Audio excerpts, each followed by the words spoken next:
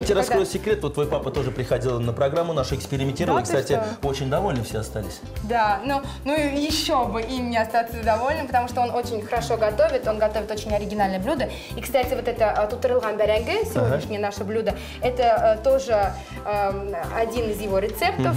Он очень вкусно это готовит, и вот как раз-таки научилась этому блюду я у него. Исәнмесез, дуслар! В эфире кулинарное шоу «Секреты татарской кухни». И я с удовольствием представляю сегодняшнего нашего гостя. Это самая популярная телерадиоведущая Гульназ Сафарова. Привет, Гульназ! Привет! Салям! Наконец-то, я тебя вижу, наконец-то ты с нами и наконец-то с подарком. Конечно, с подарком. Я принесла очень вкусный чай. Мы его попробуем после того, как приготовим блюдо. Вот Гульназ не попробовал чай, а уже говорит, что это очень вкусный чай. Очень вкусный, я его всегда пью, он у меня всегда дома, на нужном месте, и в нужный момент я его всегда вытаскиваю, пью, завариваю. Очень вкусный чай. Рахмет, спасибо за подарок, Гульназ, молодец. Гульназ Сафарова, телерадиоведущая, сценарист, генеральный продюсер концертного отдела Барс Рекордс. Родилась и выросла в Казани. С медалью закончила татарско-английскую гимназию номер 16. С красным дипломом факультет журналистики и социологии Казанского государственного университета. С 2004 года Гульназ Сафарова работает ведущей программ, программным редактором на Татар Радиоса. С 2006-го ведущая международного эстрадного фестиваля «Татаржира». На телевидении ведет программу «Шоу Без» на телеканале ТМТВ, «Музыкаль Каймак» на телеканале ТНВ. Ну, а какой подарок ты мне подаришь в качестве блюда сегодня нашим телезрителям?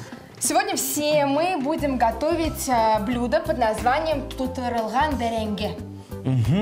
Неужели вот ты такая стройная, красивая девушка и кушаешь тутырылган бәрәңге? Я ем все подряд. Я ем и жирное, я ем и мучное. Я ем и на работе, хотел сказать. Я ем и на работе, и дома, так что не проблема. Но тутырылган бәрәңге, оно звучит только, мне кажется, только так очень-очень... Устрашающе. Устрашающе, да.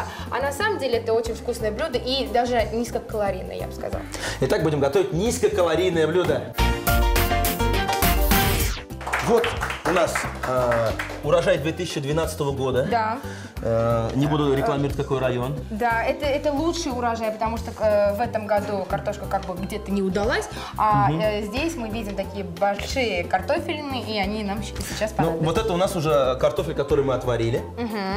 Он помыт, отварен, и сейчас нам остается очистить его и сделать из него такие, как сказать, горшочки из картофеля. Впервые слышу фразу «горшочки из картофеля». Давай приступим. Ты знаешь, мне кажется, мы приступим к этому чуть-чуть позже, а сейчас я предлагаю приготовить фарш. Когда он будет готовиться, мы начнем очищать картофель. Хорошо. Да, так будет намного... В фарше мы используем мясо халяль. Замечательно. Говядина. Я дома всегда тоже использую халяль. Пока фарш готовится, ты можешь мне помочь нарезать лук. А как ты будешь готовить фарш, скажи мне? Мне нужна сковородка. Вот, да, конечно. Ваша так. универсальная... Сковородочка, Гульназ, сковородочка, есть. да. Еще? Ложка. Ложка. Держи. Да. Май, наверное. Май, наверное, да. Давай май на салабас. Посмотри, да. Скажи, как. Ну вот чуть-чуть, еще. Еще. Ну хватит. Все. Хватит, да, наверное, хватит. И чуть-чуть воды тоже нужно будет долить сюда, да. Чтобы она не обжарилась, а чтобы она приготовилась чуть-чуть. Слушай, ну вот слушаешь тебя, сразу видно, что не умеешь ты готовить, да? Я? Да нет, шутка, Гульназ прекрасно готовит. Нет, вот ты знаешь, ты правильно подметил, я не часто готовлю, но я готовлю редко, но метко. То есть у меня получается... Я надеюсь, Алла обещает, сегодня у тебя получится метко. Метко, да. Обязательно. Да. Сейчас нам нужно налить чуть-чуть воды. Да. Так, добавляем. Совсем чуть-чуть, чтобы фарш не обжарился. Шишмясово, да? Да. Все, хватит. У нас все самое лучшее. Хватит. Чуть-чуть и выкладываем мясо. Этот халяльный фарш. Ага. Так, ну я пока режу лук. Режешь лук. Вместо комбайна. Вместо комбайна. Кухонного. Гульназ, расскажи, пожалуйста, вот, а кто тебя учил все-таки готовить? Вот, ты говоришь, готовлю редко, но метко, а кто? Кто учителя-то кто? Ты знаешь, как-то так конкретно никто меня и не учил готовить. Я просто подсматривала тут-там, подглядывала за Ави, училась у мамы. Папа у меня очень вкусно, очень хорошо готовит. И сейчас я учусь готовить у мужа. Муж у меня тоже прекрасно готовит. Не, ну понятно, и раз такая прекрасная супруга целыми днями на работе, ему только готовить и остается. Ты знаешь, он тоже целыми днями на работе. У нас получается, мы приходим редко домой, и вот мы начинаем вместе все это готовить, экспериментировать. Ты знаешь, я еще как готовлю? Я никогда не готовлю по рецепту, то есть у меня нет такого. Люди же заходят в интернет, все рецептики подберут. Понял. Да. Ты просто смотришь наше шоу и как бы сразу готовишь. Ну, это тоже есть, да. Я люблю экспериментировать. Я люблю сочетать несочетаемые какие-то вещи, да. Получается очень даже вкусно. Очень иногда хорошо. получается, конечно, Ну, я моменты, тебе когда... раскрою секрет, вот твой папа тоже приходил на программу нашу, экспериментировал, Да, и, ты кстати, что? очень довольны все остались. Да, ну еще бы им не остаться довольным, потому что он очень хорошо готовит, он готовит очень оригинальное блюдо. И, кстати, вот это тутырылган бәрәңге, сегодняшнее наше блюдо, это тоже один из его рецептов. Он очень вкусно это готовит, и вот как раз-таки научилась этому блюду я у него. Гульнас, вот ты говорил, что все-таки научился готовить у своих родителей, у папы, который прекрасно готовит, и мы тоже это все пробовали.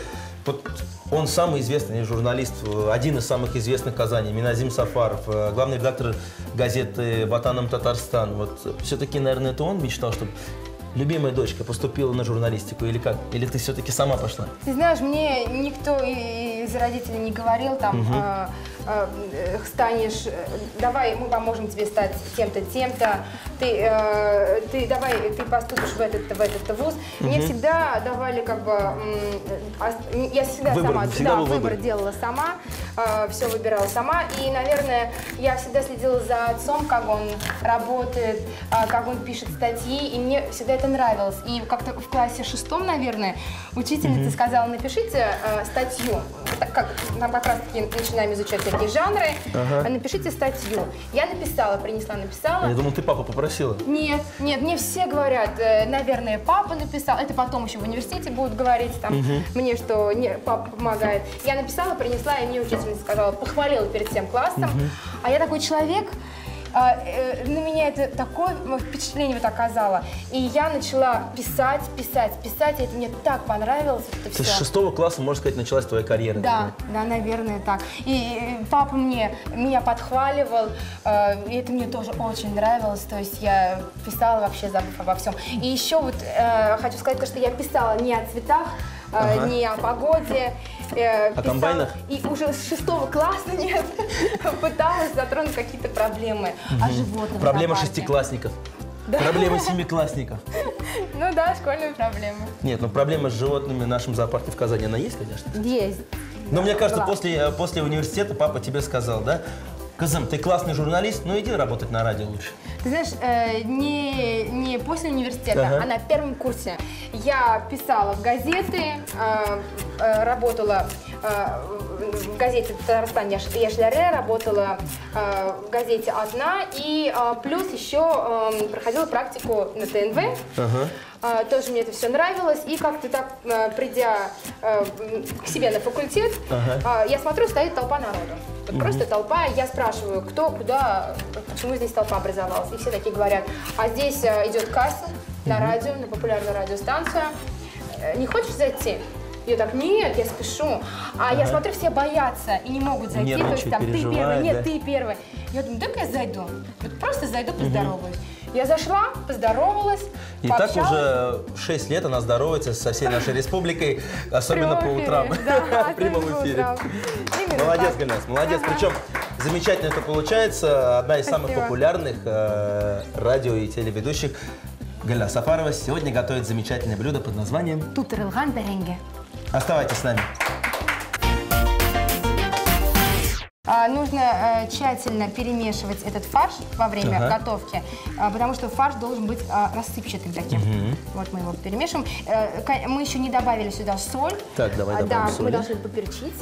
Я очень-очень острые блюда люблю, но сегодня мы, наверное, так, с этим как-то среднее. Среднее сделаем, да, потому что не только для своей семьи я здесь готовлю. Так, ты знаешь... И давай побольше соли еще. Побольше? Да. И очень соленый я люблю. А сейчас самое время использовать вот этот лук, который ты нарезал. Не вот этот вот, а аккуратно нашинкованный профессионалом репчатый Ну, лук. ты знаешь, он у тебя крупноват, конечно, но я думаю, сойдет.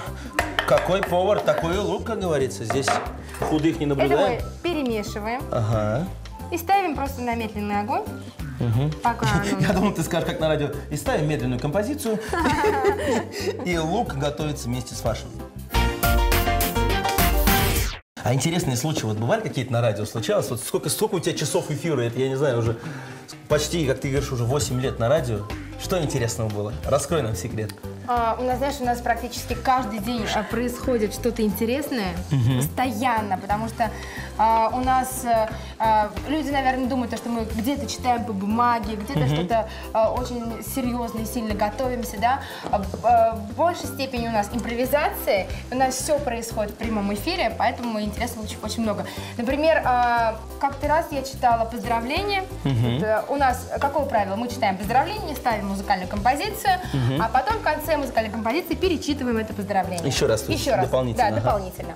Я прочла поздравление, поставила музыкальную композицию и что-то отвлеклась. У меня где-то телефон зазвонил, что-то.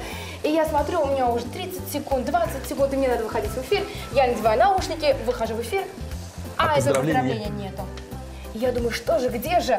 И я уже в эфире, и я говорю, вот эта песня прозвучала, мы поздравляем именинника, а сама еще это поздравление. И я вижу, оно у меня вот здесь валяется где-то. И я же не могу, там, у меня все хрустит, шершит, я же не могу достать это поздравление. Я ногу отодвигаю и читаю это поздравление. Вот так сверху. Поздравляем того-то, того-то, того-то, того-то. То есть хорошее зрение нам тоже нужно иметь. Сейчас давай мы оставим в покое уже этот фарш и приступим Я пытался к чистке. попробовать. Да, к чистке картофеля. Так, вот тебе тарелочка волшебная. Да. Чистим очень тонко, прям просто чуть-чуть снимаем верхний слой. Аккуратненько, Так да? как, да, все витамины, говорят же, содержатся они В прямо мясе. в мясе. Гульназ, вот а как приходится вот совмещать работу на телевидении, на радио, плюс ведение различного рода мероприятий? Как это все делать? Секрет в чем? Секрет в бессонных ночах. Секрет, наверное, секрета как такового и нету. Везде надо просто бегать, бешеный темп, успевать. Как-то уже иногда хочется что-то и отбросить, от чего-то отказаться. Но я такой человек, мне нужно все по максимуму. Поэтому я выкладываюсь на 100%. И мне приходится, вот сегодня у меня с утра был эфир, сейчас у меня эфир с тобой, а после тебя я бегу на другой эфир. А где сложнее, все-таки на радио или на телевидении? Ты знаешь, я даже не знаю. Мне кажется, на телевидении. Потому что на телевидении нужно не только говорить, но и вести себя, смотреть на камеру, играть на камеру, что ли. Или красиво выглядеть еще плюс, да? То есть следить за манерами, за жестикуляцией и так далее, и так далее. А на радио ты сидишь с утра, в 6 утра, да? Волосы можно, я не знаю, хвост где-то как-то что-то собрать. Никто тебя не видит, да? В футболке, в джинсах, никто тебя не видит. Но ты всех секретов-то не раскрывай. А то люди уже думают, что когда по радио ты звонишь, что на том проводе красивая Гульназ Сафарова с прической, с ресничками. То, что я там волосы собрала в пучок, это не означает, что они некрасивые. Мне кажется, естественность, она и есть красота.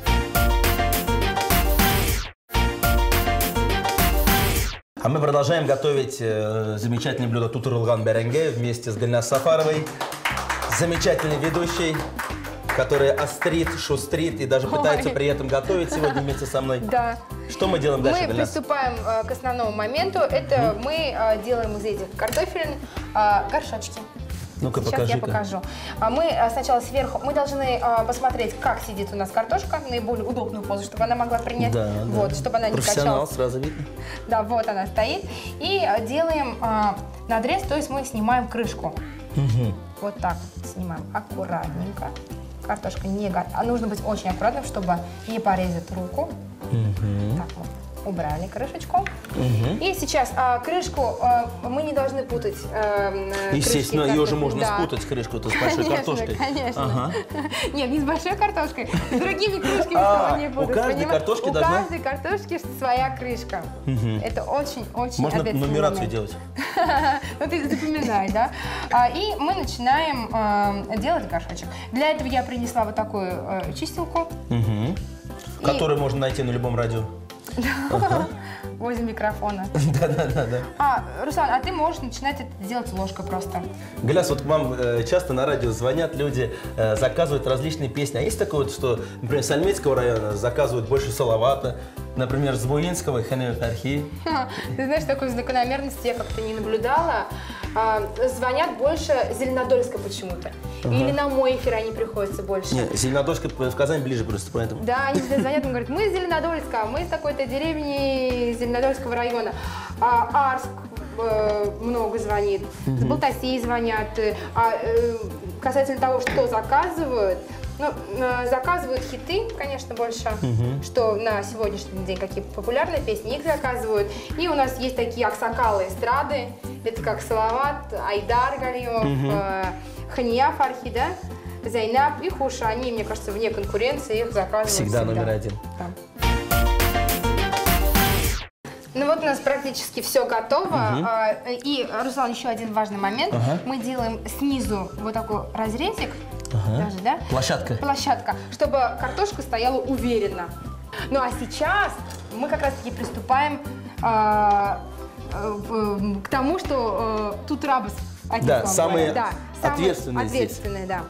Итак, вот я тоже ложечкой возьму. К наполнению. А ты знаешь, можно наполнять вот здесь, чтобы, если все это рассыпется, оно сыпется прямо туда. Да. Ты контролируешь. Знаешь, ты же не жалей мяса. Ну, не было жалей, мясо. Да. Скажи, пожалуйста, вот на телевидении у тебя есть любимые программы? Ваша? Нет, программа, Руслан меня предупредил. После этого вопроса ответь. Ваша? Это правильный был ответ. А вот программы, которые ты сама ведешь. Вот, например, мне очень нравится, я всем говорю, посмотрите хит-парад. Мы сегодня хвалим друг друга. Мне нравится секрет. Нет, ну честно говорю, Музыкаль Каймак, это вот хит-парад, я сразу включаю, да, и все мои любимые песни, практически, которые там вижу, все они нравятся, и очень популярная программа. Вот как она образовалась? Кто был идейным автором? Идейным автором я не знаю. Это проект Bars Records, продюсерского центра Bars Records. Когда я пришла работать на радио, это вот где-то в 2004 году, мне предложили вести эту программу, я начала. И вот уже сколько, в течение 8 лет веду хит-парад самых популярных. А кто выбирает эти песни вот эти? Народ голосует, у нас есть специальный номер, у нас есть голосование через интернет, голосует. Также мы смотрим рейтинг того, насколько часто какого певца просят спеть на радио, да. Здесь также мы проверяем все поздравления, кого... Ты очень много ложишь уже. Кто говорит, ложи побольше мяса, тебе говорит поменьше. Юган Питерсон, это мне побольше. Бубич купрядик, нет, не надо, мне кажется. Я не знаю, что такое слово купря, конечно, ну ладно, убираем. Я не могу спорить, с Гульнас бесполезно.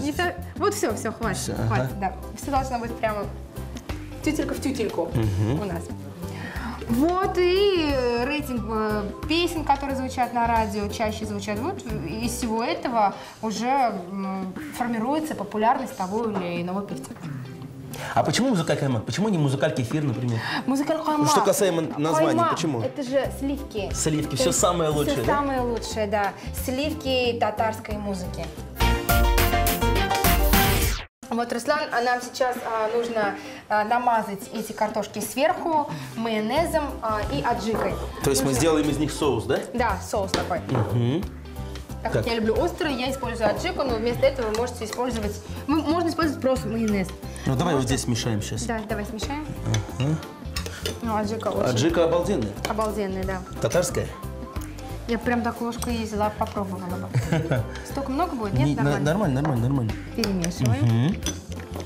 Соус, майонез, аджика. Аромат аджики уже так поднимает настроение. Вкусно. Все, приятного аппетита. Спасибо. Ешь майонез. И сверху аккуратненько намазываем. Я приготовил, кстати. Ага. Крышечку вот этого. То есть тут целое искусство, понимаешь? Конечно. Это нужно, чтобы когда это блюдо готовишь, никто не мешал. Чтобы тот, кто готовит, он был сосредоточен. Сейчас мы смажем сковороду. Да. Так. Обильно смажем, обильно. Ага. Даже еще больше. Сразу видно, масло не свое. Не жалеет, молодец. У нас же есть волшебный предмет. Да, можно еще чуть-чуть добавить.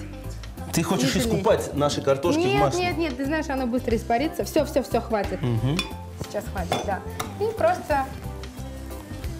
Не просто, а с вдохновением, с улыбкой на лице, с хорошим настроением выкладываем наши горшочки. Горшочки картофельные с фаршем. На эту сковороду. Ага. Вот давай большой мы поставим в центр. Сделаем такую ромашку. Да, это в центре, здесь квартал, здесь вот дербышки, все у нас красиво. Карта Казани, карта Казани. Вся Казань. Так, ну что ж.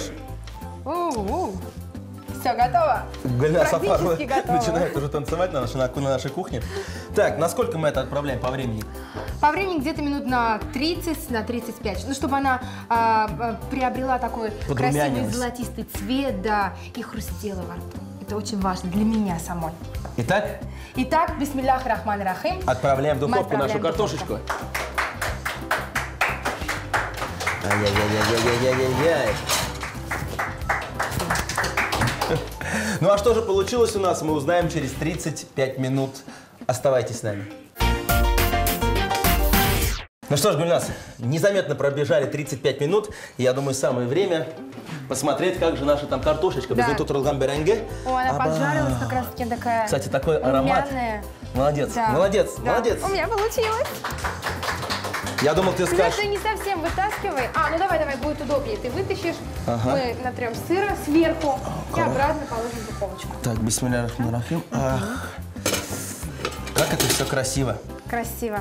Солнечно. И горячо, самое главное. Солнечно, горячо. Главное, чтобы оно было вкусным, конечно. Что мы сейчас делаем? Давай поменяемся местами. Натираем сыр. Гульнас, ты знаешь, вот когда на тебя смотришь, для многих ты стала не только визитной карточкой от известного радио, да, но и всемирно уже известного, потому что приезжают многие татары со всего мира, конкурса «Татар-Жире». Фестиваля. Вот, да, фестиваля «Татар-Жире». Кстати, это шикарный фестиваль, каждый год смотрю. В прошлом году, если не ошибаюсь, Алсу приезжала, да? Алсу приезжала. Да, то есть уровень этого фестиваля с каждым годом растет и растет. Очень приятно, что ты его каждый год уже на протяжении 6 лет, да, если не ошибаюсь, ведешь. Да. Вот расскажи свои чувства. Как так получилось, что ты стала постоянной ведущей этого фестиваля? Ну, это тоже пошло с радио, как только я начала работать на радио, после того, как год, наверное, прошел. И мне предложили вести... сначала я начала вести концерты, Татарча Солянка, сборные вот эти концерты, а потом потом мне уже сказали, что Ильдар Хайруллин увидел меня в хит-параде «Музыка Аль-Каймак» и сказал, вот же девушка, я думаю, что она может вести до такого уровня концерты, давайте попробуем доверить ей это. И они прислушались к Ильдару Хайруллину, взяли меня, и я думаю, что я не подвела. Но так думаешь не только ты, так думают миллионы телезрителей. Ну вот все. Отправляем буквально на 3-4 минуты в духовку обратно. Ну а пока мы давай нарежем с тобой помидоры черри, которым мы украсим потом эту картошку. А не было ли у тебя желания, вот смотря на всех этих известных певцов, тоже что-нибудь спеть, а? Я сразу заявляю, я не умею петь вообще. Осторожно, ножиком около меня. Но я пою. Я пою дома, я пою для сына, я пою для мужа, я пою для себя в машине. Ну а сейчас Гульнас Сафарова споет для нас на кухне. Вот